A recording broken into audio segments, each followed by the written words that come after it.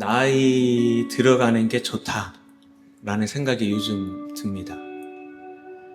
그리고 결혼을 참 잘했다라는 생각도 들고, 그리고 자녀가 주신 것이 정말 축복이구나 하는 이런 생각도 듭니다. 어렵고 힘든 일이 하나도 없어서가 아니라 그거를 통해서 저희들이 인생이라고 하는 것을 배워가는 것 같아요. 그러다 보니까 지금 축복하는 이 찬양은 꽤 오래전에 벌써 몇십 년 된 찬양인데, 그때는 막 서로 친구처럼 축복하느라고 했던 찬양인데, 이 찬양은 이번에 콘티를 준비하면서 아무도 없더라도 축복할 수 있는 마음으로 축복할 수 있겠구나 싶었습니다. 한밤에 다 가족이 잠들었을 때, 사랑하는 자여 내 영혼이 잘된과 같이 내가 참 범사에 잘되고 강건하기를 내가 간구하노라. 가족을 위해서 또 교회 성도님들 한 분 한 분 이름을 불러가면서, 사랑하는 누구여 내 영혼이 잘된과 같이 내가 범사에 잘되고 강건하기를 내가 간구하노라 라는 그 마음이 되더라고요. 그래서 오늘 그 마음으로 우리 다 같이 이 찬양을 하는데, 성경 가사에 있는 이 가사를 그대로 여러분 자신과 여러분 앞에 옆에 그리고 뒤에 분에게 했으면 좋겠습니다. 하실 수만 있다면 앉아만 계시지 마시고 이 찬양 할 때는 일어서서 다가가셔서 이렇게 먼저 사랑하는 누구요 뭐 이렇게 눈빛으로 말씀하시면 되실 것 같아요. 만약에 일어서시는 것이 어색하고 부담스러우시면 앉아 계셔도 괜찮습니다. 누군가는 오시겠죠? 네. 아마 먼저 주님이 오실 테고 누군가는 오실 겁니다. 모르긴 몰라도 목사님, 사모님 가시겠죠? 네. 네. 자, 우리 찬양 그 마음으로 서로에게 먼저 처음은 여러분 자신에게 축복하고 그 다음 반복할 때 다가가겠습니다. 사랑하는 자여 내 영혼이 잘됨과 같이 잘됨과 같이 내가 범사에 잘되고 강건하기를 내가 간구하노라.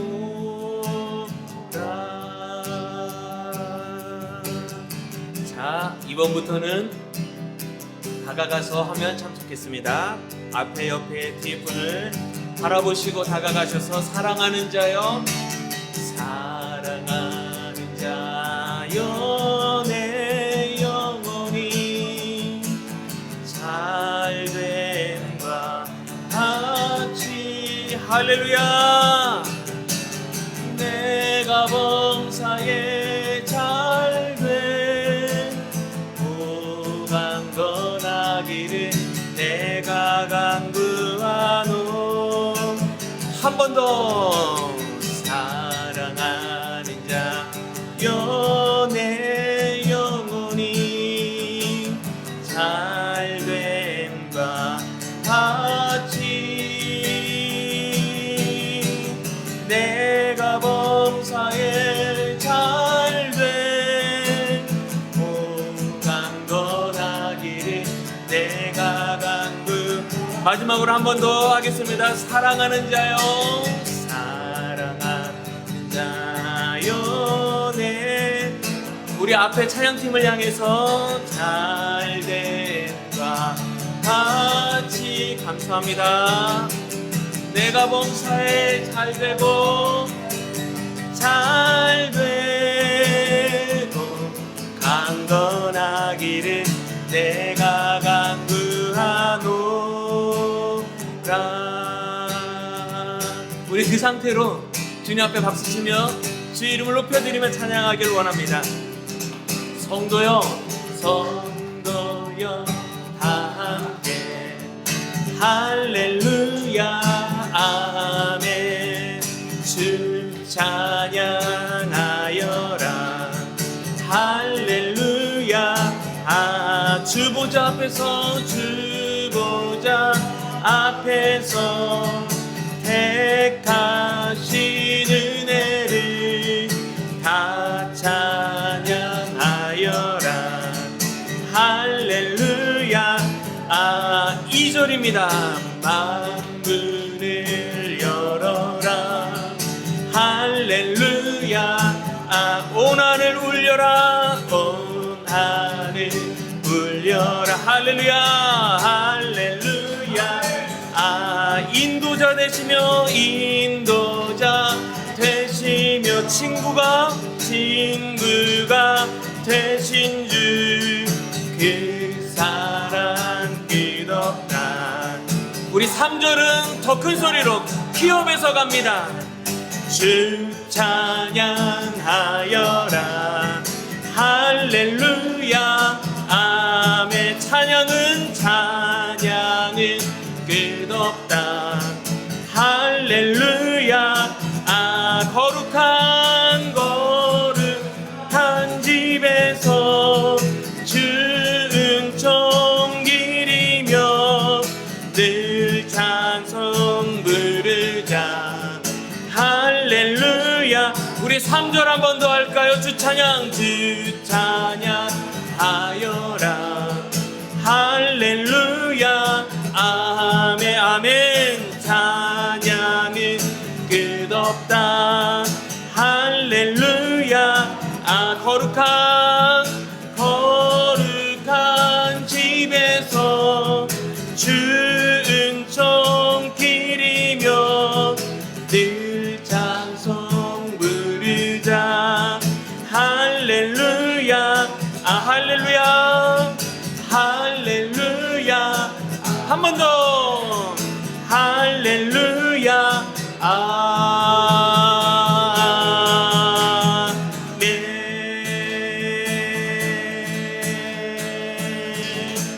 아멘. 우리 박수로 하나님께 영광 돌립니다.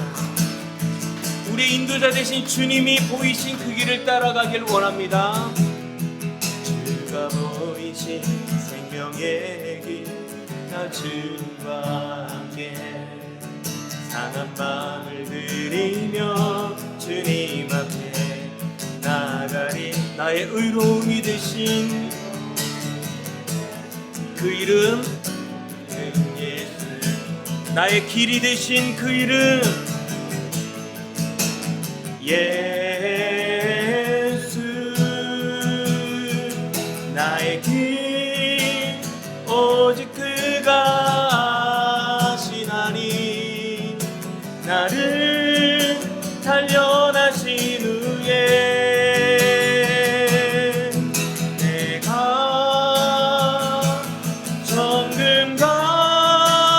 정금같이 나오리라. 우리 처음부터 다시 한번 찬양하겠습니다. 주가 보이신 생명의 길, 나 주님과 함께 때로는 상한 마음을 들이더라도 주님 앞에 나가리. 나의 의로움이 되신 주 그 이름, 나의 길이 되신 이름, 우리 크게 선포하겠습니다. 예수. 나의 길 오직 그가 나를 단련하신 후에 내가 정금같이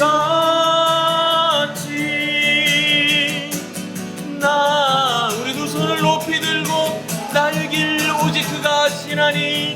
나의 길 오직 그가 아시나니. 나를 단련하신 후에 내가 정금같이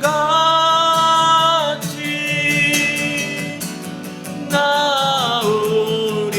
우리의 목소리로 찬양합니다. 나의 길 오직 그가 아시나니. 나를 단련하신 후에 내가 정금같이 나오리라.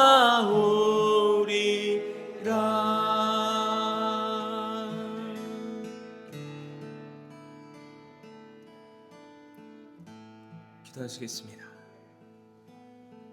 사랑의 하나님, 오늘도 거룩한 주일을 주님 앞에 나와 올려드리게 하신 그 귀한 은혜 감사합니다.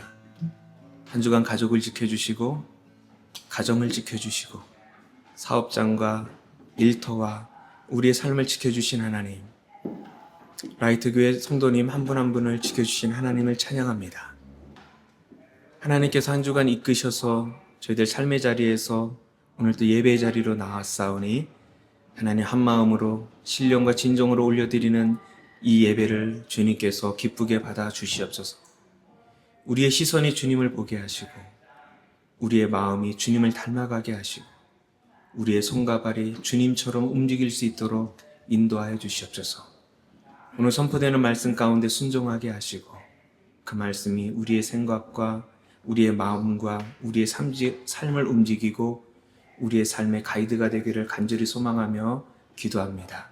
말씀을 선포하시는 목사님 위에 귀한 은혜로 함께하여 주시고 성령 충만하신 은혜로 선포되는 그 말씀이 한 분 한 분 성도님들의 마음에 삶에 하나님의 뜻으로 밝게 드러날 수 있도록 저희들이 주님 앞에서 이 시간 순종을 결심할 수 있는 귀한 예배 되게 하여 주시옵소서. 오늘 예배도 주님께서 임재해 주시길 간절히 소망하고 예수님 이름으로 기도드립니다. 아멘. 이사야 28장 14절에서 20절 저와 여러분이 한 절씩 교독하시겠습니다. 이러므로 예루살렘에서 이 백성을 다스리는 너희 오만한 자여 여호와의 말씀을 들을지어다. 우리는 사망과 언약하였고 수월과 맹약하였으니 넘치는 재앙이 밀려올지라도 우리에게 이기지 못하리니 우리는 거짓을 우리의 피난처로 삼았고 허위 아래에 우리를 숨겼습니다. 그러므로 주 여호와께서 이같이 이르시되 보라 내가 한 돌을 시온에 두어 기초를 삼았노니 곧 시험한 돌이요 귀하고 견고한 기초돌이라. 그것을 믿는 이는 다급하게 되지 아니하리로다. 나는 정의를 식량줄로 삼고 공의를 저울줄로 삼으니 우박이 거짓의 피난처를 석방하며 우리 그 숨는 곳에 넘칠 것인즉 너희가 사망과 더불어 세운 언약이 패하며 스올과 더불어 맺은 맹약이 서지 못하여 넘치는 재앙이 밀려올 때에 너희가 그것에게 밟힘을 당할 것이라. 그것이 지나갈 때마다 매를 잡을 것이니 아침마다 지나가며 주야로 지나가리니 오시를 대하는 것이 오직 두려움이라. 침상이 짧아서 능히 몸을 펴지 못하며 이불이 좁아서 능히 몸을 싸지 못함 같으리라 하셨느니라. 아멘. 네, 우리에게 주신 귀하고 귀하신 하나님의 말씀 이사야 28장 14절에서 20절 짧은 침상 견고한 반석이라는 제목으로 하나님 말씀을 나눕니다. 여러분 이 그림을 한번 보시면 앞에 여행 가서 숙소에 들어갔는데 침대가 짧아요. 누웠는데 다리가 막 삐져나와요. 이불도 작아요. 그래서 끌어올리면 발이 나오고 발을 덮으면 어깨가 나오는, 그래서 몸을 한껏 웅크려서 어떻게든 잠을 좀 청해 보려고 하지만 밤새 뒤척인 그런 그림을 한번 상상해 보십시다. 부족한 침대, 부족한 이불, 움켜쥐고 끌어당겨 보지만 역부족인 어떤 상태, 이것이 오늘 말씀이 우리에게 보여주는 그림입니다. 오늘 말씀이 우리에게 보여주는 영적인 그림입니다. 너희는 부족한 침대와 부족한 이불을 붙잡고 있다. 오늘 우리 이사야 28장은 우리 14절부터 읽었지만 그 앞에를 보시면 어떤 사람들을 향해서 이렇게 막 놀리는 장면으로 시작하거든요. 북쪽 이스라엘 사람들이 이사야를 막 놀려요. 시작. 경계에 경계를 더하며 경계에 경계를 더하며 교훈에 교훈을 더하며 교훈에 교훈을 더하고 여기서도 조금 저기서도 조금 하다 하는도다. 이게 무슨 말이냐? 히브리어로 읽으면 조금 이해가 더 잘 되는데 차블라차, 카블라카, 제르삼. 그러니까 이거는 어린이 동요처럼 그냥 유치하게 부른 건데 어떤 번역에서는 아예 블라블라블라 이렇게 아기 옹알이처럼 번역했어요. 북쪽 이스라엘 사람들이 이사야를 향해서 놀리고 있는 건데 이런 겁니다. 이사야야, 너는 입만 열면 똑같은 소리만 계속한다. 하나님 믿어라. 회개해라. 우리 그거 다 안다. 우리가 무슨 어린애냐? 또 그 소리 하냐? 지겹다, 지겹다라고 얘기하면서 이사야를 놀린 거예요. 저도 매주 주일날 예배 오면 똑같은 얘기 하죠. 여러분에게. 복음 얘기 하잖아요. 이 북쪽 이스라엘 사람들이 그렇게 이사야를 놀리니까 하나님께 크게 혼이 나는데 그 혼나는 방법이 그 말씀이 굉장히 아이러니합니다. 시작. 그러므로 더듬는 입술과 다른 방언으로 이 백성에게 말씀하시리라. 무슨 얘기냐면 지금까지 너희들에게 알아듣기 쉽게 말해줬더니 그걸 유치하다고 놀리냐? 이제부터는 다른 방언으로 말해줄게. 못 알아듣는 말로 말해줄게. 라고 하자마자 아수르가 쳐들어와요. 외국어로 얘기해요. 못 알아듣잖아요. 하나님의 말씀을 유치하게 잔소리 취급하니까 큰 고난이 오는 거죠. 말씀 듣기 싫어하면. 그런 교훈을 우리에게 주는 것 같아요. 그렇게 북쪽 이스라엘이 BC 722년에 아수르에게 망합니다. 그리고 오늘 말씀이 시작되는 건데 이 북쪽 이스라엘이 그렇게 아수르의 침략 때문에 망하는 것을 보고 있는 남쪽 유다 사람들에게 하나님이 하신 말씀이 오늘 14절입니다. 시작. 이러므로 너희 예루살렘에 있는 오만한 자들아 여호와의 말씀을 들으라. 무슨 얘기일까요? 북쪽 이스라엘 사람들 보고 야, 쟤네들 저렇게 망하는구나 라고 조롱하고 있을 때 하나님께서 남쪽 유다 사람들한테 뭐라고요? 절 따라하시죠. 너희도 똑같다. 너희도 똑같다라고 하시면서 이 말씀을 시작하십니다. 남쪽 유다 사람들이 스스로 피난처를 만들었다. 오늘 참 인상 깊은 말씀인데 시작. 우리는 사망과 언약하였고 스올과 맹약하였음즉 넘치는 재앙이 밀려올지라도 우리에게 미치지 못하리라. 남유다 사람들이 실제로 이렇게 말한 건 아니에요. 우리는 죽음과 계약했다. 지옥과 매약했다. 이렇게 얘기한 건 아니지만 뒤에 말은 맞아요. 넘치는 재앙이 밀려올지라도 우리에게 미치지 못할지라. 북이스라엘을 멸망시킨 아수르가 남유다를 통해서도 이렇게 남유다를 향해서도 침략해 옵니다. 그런데 남유다 사람들의 반응이 이런 거예요. 넘치는 재앙이 밀려올지라도 우리에게는 미치지 못한다. 왜? 우리는 사망과, 여기서 사망이라고 얘기되어 있는 이 나라는 애굽입니다. 남유다가 애굽과 계약을 했어요. 안타까운 사실은 북이스라엘이 똑같이 그러다가 망했어요. 아수르 침략해 올 때 애굽과 계약해서 애굽이 지켜주겠지 라고 하면서 하나님께 나아가지 않다가 망했거든요. 근데 남유다가 그걸 다 보면서도, 그렇게 망하는 걸 다 지켜보면서도 똑같이 해요. 왜 그럴까요? 성경에 나오지 않지만 성경의 모든 컨텍스트는 이렇게 말합니다. 남유다가 이렇게 생각했을 것이다. 우리는 다르다. 적어도 북이스라엘보다는 낫다. 저들은 어리석게 당했지만 우리는 다르다. 우리는 국제 정세를 읽었고 외교를 잘한다. 여러분, 지금도 이런 사람들이 곳곳에 있죠? 다른 사람을 낮추고 나를 높이고 나는 다르다고 얘기합니다. 저 사람은 돈을 의지하다가 망했네. 나는 돈을 잘 관리할 줄 안다. 저 사람은 자녀 때문에 막 무너졌네. 나는 자녀 다르게 키울 수 있다. 저 사람은 성공에 취하다가 망했네. 아니, 나는 절제 잘하지. 사람은 술 취해서 문제가 됐지만 나는 절제하며 마시니까 괜찮아. 저 교회가 저렇게 된 데는 다 이유가 있지. 우리는 저렇게 되지 않는다라고 얘기하면서 다른 사람의 실패를 보면서, 여러분, 다른 사람의 실패를 보면 정상적인 그리스도인의 반응은 어때야 돼요? 안타까워하고 또 자신을 살피고 회개하고. 근데 이 사람들은 다른 사람들의 실패를 보고 안심합니다. 저랑 한번 따라서 하십시다. 여러분, 이렇게 하면 안 되는 거예요. 이렇게 하지 말라고 제가 들은 거예요. 나는 저 정도는 아니다. 우리 안에 그런 생각들이, 하나님께서 남유다가 애굽과 맺은 언약에다가 이름을 붙이셨잖아요. 사망과 맺은 언약이다. 너네들은 지금 사망과 계약한 거야. 그리고 그 애굽 밑에 들어가서 숨으려고 할 때, 시작. 우리는 거짓을 우리의 피난처로 삼았고 허위 아래에 우리를 숨겼습니다. 너네들은 가짜 밑에 숨어 있어. 가짜 밑에 숨어 있어. 그 가짜 밑에 피난처를 삼고 있어.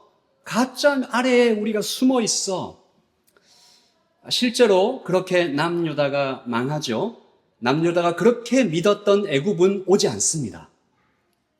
하나님 말씀 그대로 죽음과 맺은 언약이었고 가짜 피난처였죠. 제가 이번 설교를 준비하다가 갑자기 생각난 참 가슴 아픈 뉴스가 있었어요. 저희 교회에 우리 어린이들이 많아서 더 그랬던 것 같은데 2011년에 발표된 가습기 살균제 사건 들어보신 분 있죠? 가습기에 넣으면 소독이 된다. 그래서 막 팔았어요. 그래서 그 소독제를 가습기에 넣었는데 사실은 이 폐를 딱딱하게 굳게 만드는 독이었어요. 사람마다 이 조사하는 사람마다 좀 다르지만 수천에서 만 단위의 사망자가 나왔고 그 중에 대부분이 영유아였어요. 여러분, 그 부모님들의 마음을 짐작하시겠어요? 내 아기 자는 방 건조해질까 봐 가습기를 설치했어요.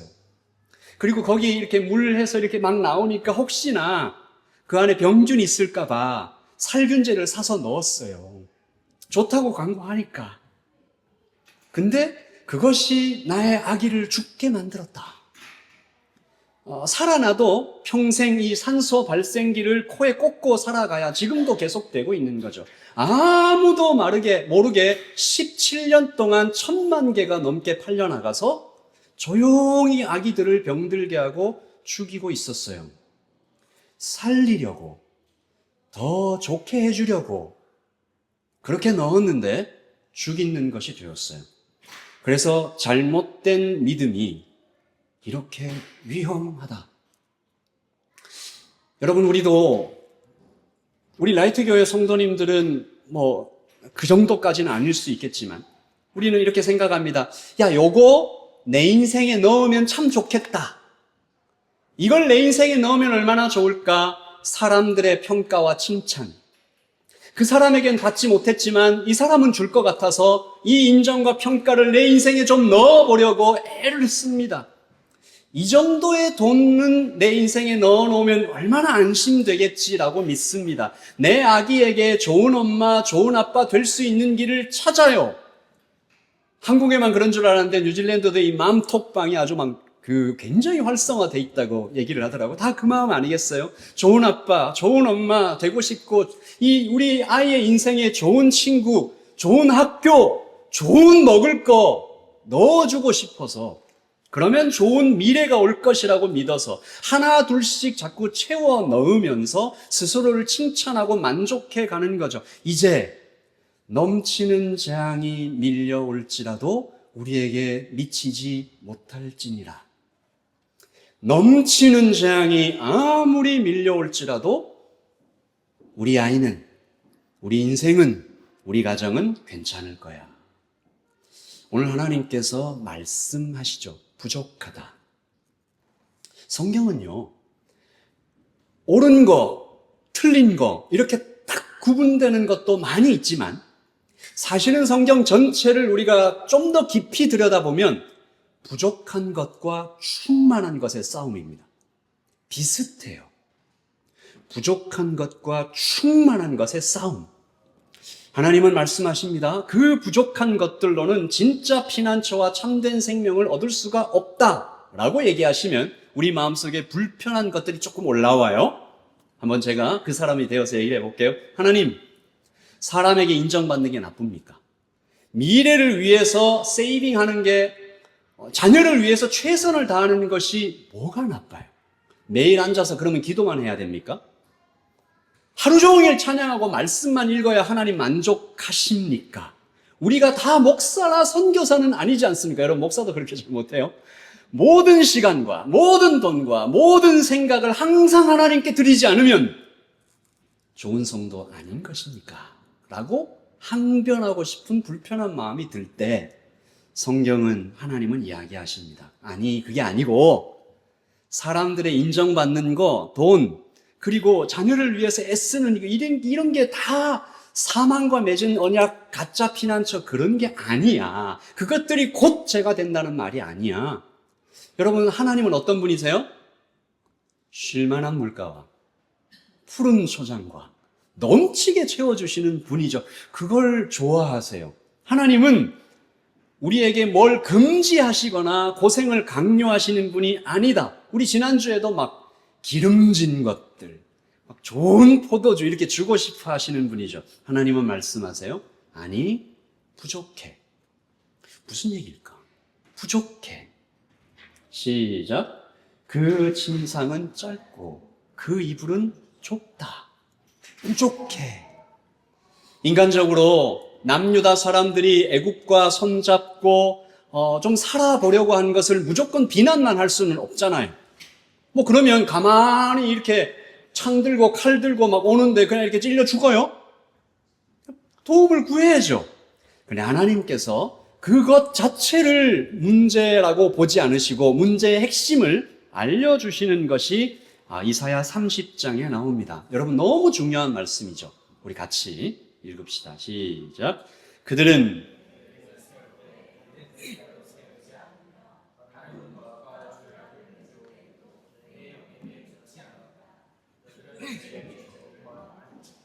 계획을 세울 때 내 뜻대로 세우지 않는다. 다른 민족과 조약을 맺을 때에도 내 영에게 묻지 않는다. 문제의 핵심은 애굽이라는 나라와 계약을 맺은 그 자체가 아니라 하나님께 묻지 않은 것에 있었습니다. 여러분, 이제 한번 생각해 볼까요? 왜 묻지 않았을까요? 여러분도 어떤 경우에는 요거 하면 하나님 별로 안 좋아하실 것 같은데 안 묻죠. 왜 안 물을까요? 하나님을 믿지 않아서 그럴까요? 저랑 따라서 하십시다. 이미 답을 정해놨어요. 하나님, 이미 답을 정해놨어요. 이미 애국으로 가기로 했어요. 이미 그 계약서 쓰기로 했어요. 이미 그 사람 붙잡기로 했어요. 그래서 기도는 하지만 묻지 않아요. 하나님께 뜻을 묻고 그 앞에 엎드리고 What shall I do? 뭐라고 하시든지 순종할게요. 그 마음이 아니라 내가 정한 답에 하나님 사인만 해줘요. 다 서류 다 만들었어요. 그냥 공란만 딱 비워놓고 하나님 앞에 가져가서 사인하세요. 바빠요 지금. 하나님께서 그 답, 내가 다 정해놓은 그 답을 이렇게 얘기하십니다. 시작. 나는 공평을 줄로 공의를 저울추로 삼으니. 건축 용어죠. 이런 거예요. 너가 세운 답, 너가 지은 건축, 너가 인생에서 이렇게 이루려고 하는 것들에 내가 이렇게 다림줄을 쫙 내려보니까 기울어져 있어. 기울어져 있어. 오늘 하나님께서 얘기하신 그 단어가 아까 얘기했던 그 단어예요. 카브라, 카브. 측량줄과 다림줄 똑같은 단어죠. 견딜 수 없다. 시작. 침상이 짧아서 능히 봄을 펴지 못하며 이불이 좁아서 능히 몸을 싸지 못함 같으리라. 그것들은 부족하다, 짧다. 침상은 짧고 이불은 작다. 그래서 설교를 준비하면서 그런 생각을 했습니다. 아예 없는 것보다 진짜인 척하는 가짜가 훨씬 위험하다. 아예 없는 것보다 부족한 것이 훨씬 위험하다. 아예 침대가 없었으면, 아예 이불이 없었으면 찾았겠죠. 그게 있어야 자니까. 그런데 모양은 있으니까 계속 붙잡아요. 아무리 당겨도 짧은 이불이고 알아요. 근데 또 당기고 또 당기고. 하나님께서 무시무시한 말씀을 우리에게 주십니다. 여러분, 이 말씀, 자, 아마 여러분이 이 말씀을 경험하신 분이 여기에 있을 거예요. 시작. 우박이 거짓의 피난처를 소탕하며 물이 그 숨는 곳에 넘칠 것인즉. 무슨 말씀일까요? 네가 의지하고 있는 그 침상, 너가 부족한데 막 땡기려고 하는 그 이불 치워버리겠다. 그 침대 그냥 부숴버리겠다. 그러면 이제 비명이 나오는 거죠. 우리는 눈이 약해서, 시선이 좁아서, 지혜가 작아서, 하나님, 안 그래도 짧은데 이거라도 내가 붙잡으려고 애를 써보는데 다 부서졌어요. 다 찢어졌어요. 쓸 수가 없어요. 왜 그러세요 도대체? 내가 그동안 얼마나 애를 많이 썼는데. 이 말씀 보니까 제가 지난 4년 라이트 교회를 개척하고 쭉 걸어왔던 길이 좀 생각이 나지 않겠습니까? 개척하고 개척하신 목사님들이 다 똑같은 마음이겠지만 분명한 확신을 가지고 오클랜드에 그리스도의 빛, 참된 빛이 되는 교회 세우라. 우리 다음 세대와 청년 세대 세우라. 아멘! 하고 시작했어요. 시작을 했는데 이렇게 쭉 가는데 1명 떠나가고 2명 떠나가고 그리고 목회도 풀타임으로 하고 투어 가이드도 풀타임으로 뛰다 보니까 건강은 점점 나빠지고 제가 잊을 수 없는 하루가 있는데 한 주일에 어떤 날은 주일에 1명도 예배에 오지 않아서 제 아내가 저기 앉아 있고 제가 여기 있고 이렇게 설교를 했던 그런 날도 생각이 납니다. 그때는 정말 하나님께서 다 가져가시는 것 같았어요. 그나마 짧은 침상, 그나마 작은 이불, 비전, 목회에 대한 기대, 꿈꾸던 교회, 소망이 하나씩 손에서 막 빠져나가요. 하나님, 안 그래도 짧은 침상, 우리 성도 몇 명 되지도 않는데 다 이렇게 떠나가게 하시고 그리고 이것마저 가져가시면 저는 어디에 눕습니까? 이불도 없는데 저는 무엇을 덮고 잡니까? 라는 항변을 주님께 하게 되었죠. 여러분 인생에 그런 경험이 없습니까? 붙잡고 있는데 이게 있어야 살 것 같은데 이것만은 내 인생에서 절대로 포기할 수 없는데 그걸 더 해달라고 요걸 조금 더 늘려달라고 지금 조금 있는데 이걸 좀 확장시켜 달라. 이걸 가지고는 안 되겠으니까 좀 했는데 하나님이 그걸 훅 가져가셔요. 하나님 왜 그러실까요? 시작. 미리 준비해 두었고 이미 거기에 있다. 오늘 말씀은 그 말씀의 순서가 굉장히 은혜로워요. 여러분 한번 보세요. 15절에 남유다의 죄를 하나님께서 막 뭐라고 하시잖아요. 너 사망과 계약했어. 거짓으로 피난처를 삼았어. 남유다도 알죠. 자기가 그렇게 했다는 거. 그래서 17절에 하나님은 우박으로 너희 그 피난처를 소탕하며 물이 너희가 섭는 곳에 그냥 홍수가 돼서 넘쳐버릴 것이다. 다 무너뜨리고 다 쓸어버리겠다라고 얘기를 하세요. 근데 15절과 17절 사이에 뭐가 있을까요? 뭐가 있어요? 뭐가 있어요? 15절과 17절 사이에. 대답을 하시라고요. 아니 이렇게 쉬운 줄 모른다. 15절과 17절 사이에 뭐가 있냐고요? 예, 너무 똑똑하십니다. very smart. 네. 아니 이건 나는 바로 대답할 줄 알았는데 15절과 17절 사이에 16절이 있다고요. 16절에 미리 준비하신 은혜를 딱 넣어두시고 17절을 말씀하셨어요. 시작. 보라, 내가 한 돌을 시온에 두어 기초를 삼았노니 곧 시험한 돌이요 귀하고 견고한 기초돌이라. 그것을 믿는 이는 다급한 일 되지 아니하리로다. 이 다급하게 되지 아니하리로다라는 이 말씀은 다른 번역에서는 부끄러움을 당하지 않겠다라고도 번역을 합니다. 그래서 하나님은 우리는 하나님께 더 넓은 이불, 더 큰 침대를 달라고 막 기도하고 있어요. 하나님, 여기서 돈이 조금만 더 있으면, 이 아이가 조금만 더 이렇게 좀 해주면, 제 남편이 이렇게 좀만 해주면, 제 아내가 저희 교회가 이 크기가, 이 성장이 조금만 더 자라면 편히 잘 수 있을 것 같아서 기도하고 있었어요. 근데 하나님이 더 큰 이불을 주시지 않고 그것을 아예 제거하신 후에 아예 다른 것을 주시는데, 시험한 돌, 귀한 돌, 견고한 돌.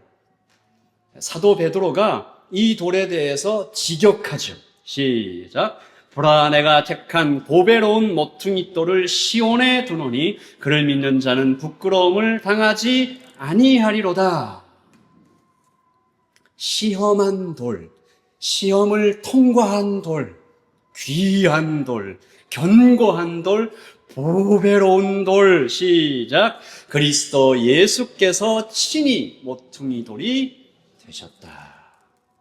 건물의 기초로 삼을 만큼 튼튼한 시험을 통과한 돌, 우리 주 예수 그리스도께서 광야를 지나가시고 겟세마네를 지나가시고 죽음을 통과하시고 역사의 모든 순간을 다 통과하시고, 여러분, 기독교의 역사는 박해의 역사입니다.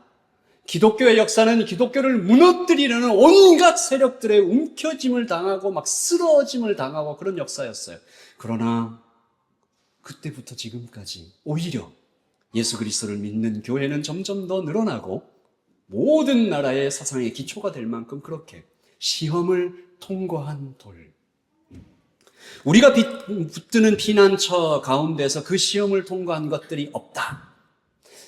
이것만 있으면 될 것 같은데, 그 친구만 있으면 될 것 같은데, 이 자녀만 있으면 될 것 같은데, 저것만 있으면 될 시험을 통과한 적이 없다. 오직 그리스도만 죽음을 지나서 다시 살아나셨다. 아멘.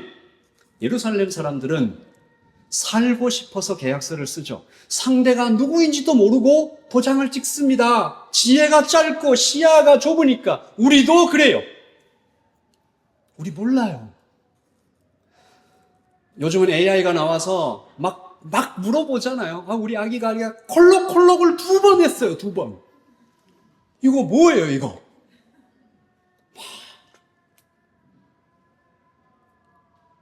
몰라요. 이것이 우리의 문제인지도 모르고 하나님께서 오늘 그 이름을 알려주시는데 부족하다, 짧다, 작다, 그래서 더 위험하다, 없는 것보다 있는 척하는 것이 더 위험하다, 진짜인 척하는 것들에 속지 마라. 그래서 하나님은 진짜 침상과 진짜 이불과 영원한 피난처를 우리에게 준비하셔서 복음이라는 이름으로 우리에게 주셨다. 귀하고 견고하고 아름답고 완벽한 쉼터, 피난처, 요새, 예수 그리스도. 아멘. 라이트 교회를 개척하고 지난 4년을 달려오면서 제 머릿속에, 제 몸에, 제 인생 그 전체에 새겨지는 단어가 복음입니다. 제가 복음을 공부하는 여러분에게 한마디씩 다 했을 거예요. 이 복음은 예수 믿는 사람에게만 필요한 것이 아니다. 이것은 인생을 살고 있는 모든 사람에게 필요하다. 심지어 이슬람교, 불교, 공산주의자들에게도 이 복음이 필요하다. 복음적으로 생각하고 복음적으로 행동하고 복음적으로 말하는 것을 싫어할 사람이 세상에 아무도 없다. 없죠. 나를 희생하고 그를 높여주고 하나님 앞에서 겸손하고 그런 사람을 싫어할 사람이 누가 있어요? 예수 그리스도 값없이 주시는 선물을 우리가 받았으니 2주 전에 복음반을 공부하면서 너무 울컥해가지고 이렇게 인도하다가 제가 또 멈춘 적이 있는데, 우리는 아무것도 하지 않아도 된다, 괜찮다. 하나님께서 이미 충분히 주셨고, 우리는 얼마나 거룩하다? 얼마나 거룩하다? 예수님만큼 거룩하다. 심지어 내가 예수님에 대하여 그리 지극하지 않을지라도, 심지어 내가 그리스도를 좀 오래 떠나 있으면서 심지어 등 돌리고 있을 때에도 하나님은 우리의 거룩함을 포기하지 않으셨다. 저하고 비슷한 길을 겪어오신 한 목사님의 얘기를 우연히 읽었어요. 예수전도단에서 화요 예배를 인도하시던 목사님이 막 뜨거워가지고 교회를 개척했습니다. 제가 교회를 이해한 이해와 그 목사님이 교회를 이해한 것과 좀 비슷했어요. 교회는 예배하는 것이다. 좋잖아요. 맞습니까? 맞아요? 네, 맞아요. 교회는 예배하는 것이다. 그래서 이분은 뜨겁게 예배했습니다. 근데 시간이 지날수록 몸과 마음이 자꾸 지쳐가요. 목사님이 되게 재밌게 얘기를 했는데, 우리 교회 교인들은 은혜를 잘 못 받고 가끔 참석하는 다른 교회 성도들이 막 은혜를 받고 돌아간다. 왜 그렇게 했어요? 이 뜨거운 예배를 준비하려면 할 게 많아요. 네, 막 세팅하고 막 준비를 많이 해야 되죠. 그러니까 그렇게 수년을 지나가다가 결국 목사님이 너무 지쳐가지고 우울증과 공황장애와 막 대인기피증과, 그래서 교회 문을 닫기로 합니다.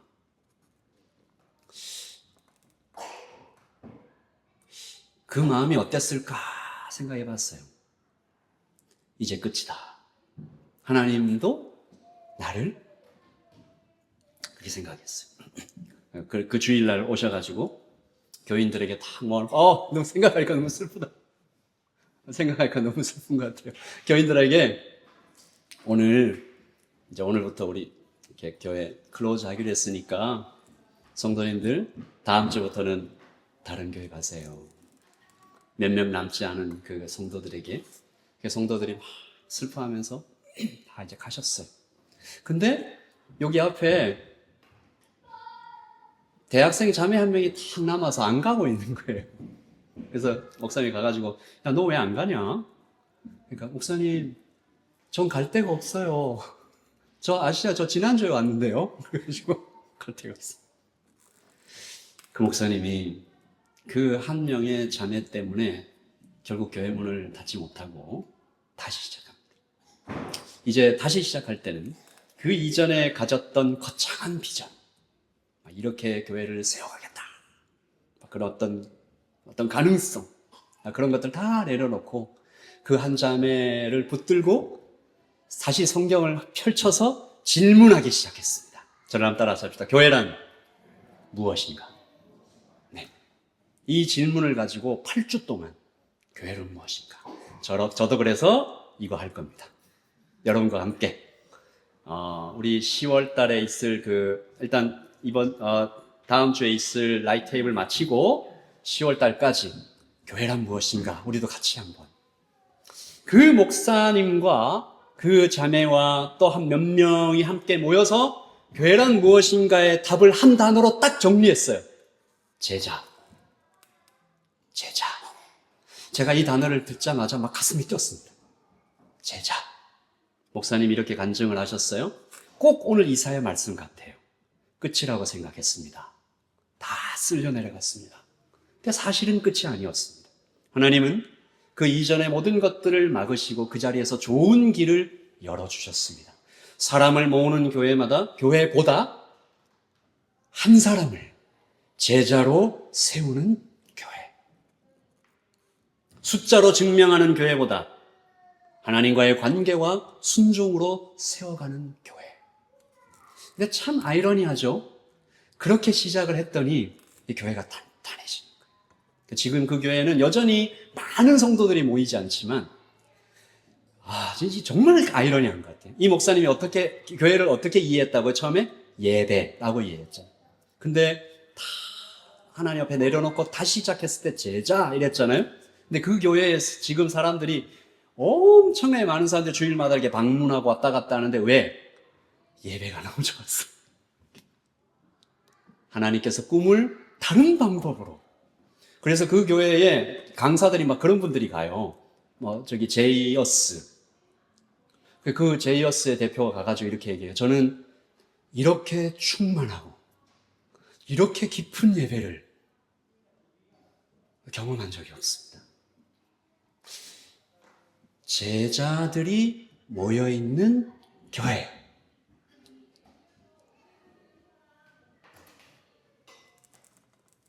제자들이 모여있는 교회.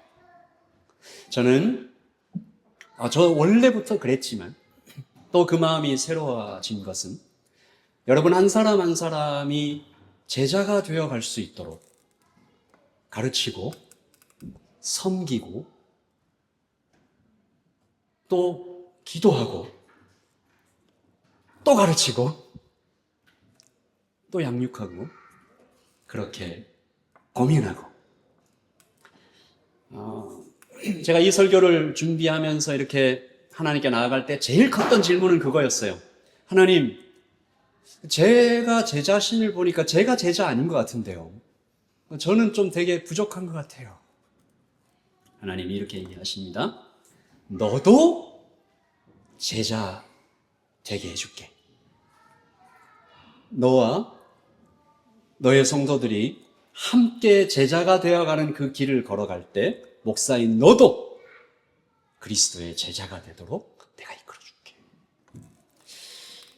말씀을 좀 맞춰 가려고 합니다. 찬양팀 앞으로 좀 나와주시고요. 우리는 침상이 무너지면 이것들이 떠나가면 이불이 젖으면 이제 아무것도 없다. 그러나 하나님은 저를 따라 사막의 강을 광야의 길을 아멘이십니까? 보지 못했던 길을 보여주시고 하나님 우리의 침상을 빼앗고 너는 고생길로 들어가서 강하게 단련돼야 돼 이러시기만 한 분이 아니라 언제든 돌아올 수 있는 기초, 사람이 떠나도 남아있고 건강이 흔들려도 거기 탄탄히 시험을 통과한 기초돌, 죽음이 와도 절대 무너지지 않는 반석, 우리 주 예수 그리스도를 우리에게 심으셔서 여러분 이 길이 행복할 것 같아요. 이 길이 행복할 것 같아요. 그 애굽을 붙잡았던 우리의 것들을 좀 내려놓고 우리가 믿었던 그 가짜 피난처 안에 막 숨으려고 아둥바둥한 침상 막 땡기고 막 이불 땡기고 했던 것보다 그리스도의 제자로 살아가는 삶이 행복할 것 같아. 주님과 완전히 연결돼서 그분 안에서 거하는 삶이 여러분 인생을 정말 충만하게 할 것 같아요. 성경은 부족한 삶과 충만한 삶이 있다고 말합니다. 그리고 우리 그리스도인들 중에도 부족하게 살아가는 사람과 충만하게 살아가는 사람이 있다고 말씀하십니다. 여러분 모두를 충만한 삶으로 초대합니다. 제자가 되십시오. 작은 입을 막 땡기시지 말고 그것을 부수시고 견고한 기초 되시는 예수 그리스도께로 엎드리셔서 제자 되어 가시길 예수님의 이름으로 축복합니다.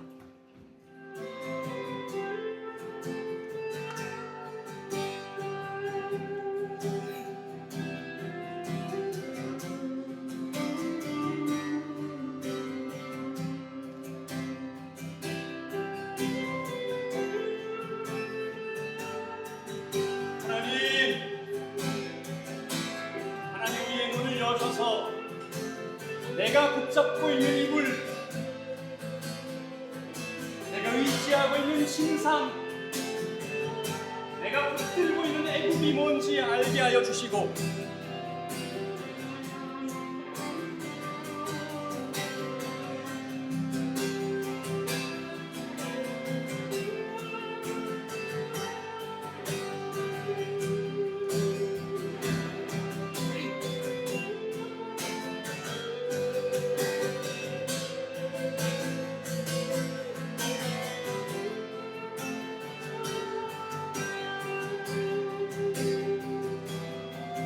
다 함께 자리에서 일어나서 이 찬양으로 하나님께 나아가십시다.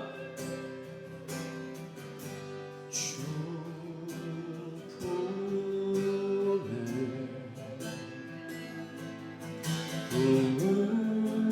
품으소서.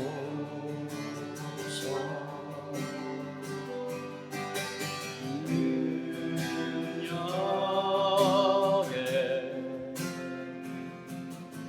발로 덮으소서. 거친 파도 날 향해 와도 주와 함께 나오리니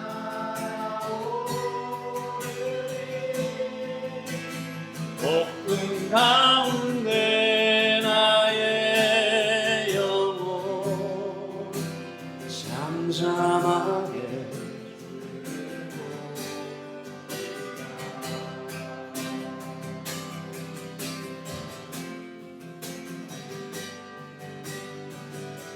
주님의 팔이 능력 있음을 우리가 인정하고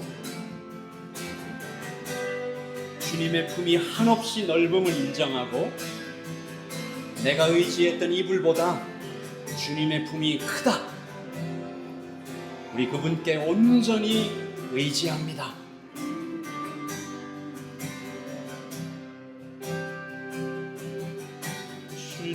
주님과 나 거하리 주님여 주님여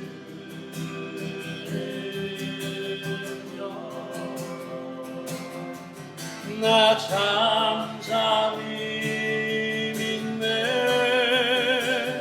거친 파도 날 향해 와도 아멘.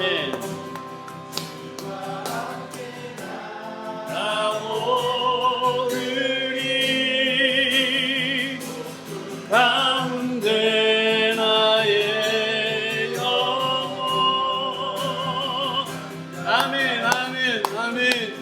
거친 파도가 날 향해 와도 거친 파도 날 향해 와도 주와 함께 나오.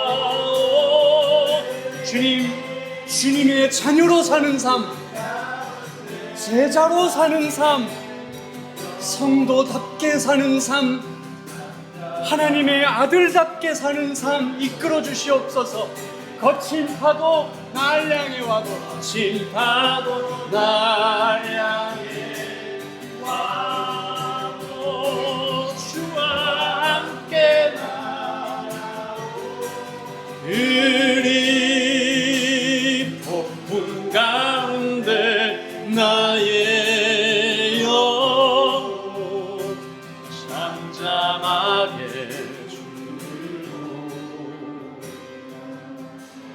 폭풍 가운데 나의 영혼 잠잠하게 주를 보리라.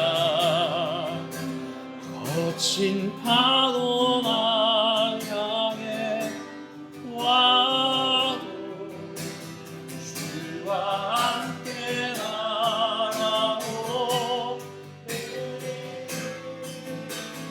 폭풍 가운데 나의 영혼 잠잠하게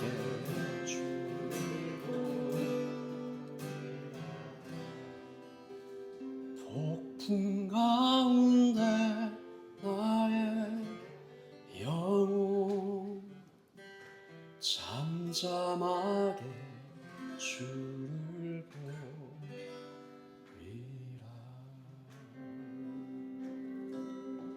지금은 우리 주 예수 그리스도의 그 풍성하신 은혜와 하나님의 깊고 뜨거운 사랑과 성령의 현존하시고 실제하시는 그 충만한 교통하심이 여기 모여있는 모든 형제 자매들의 머리 위에 부족한 것이 아니라 충만한 것 붙잡고 영원한 것 붙잡고 살아가기를 원하는 제자된 성도된 자녀된 형제자매들 머리머리 위에 지금부터 영원토록 함께 있을지어다.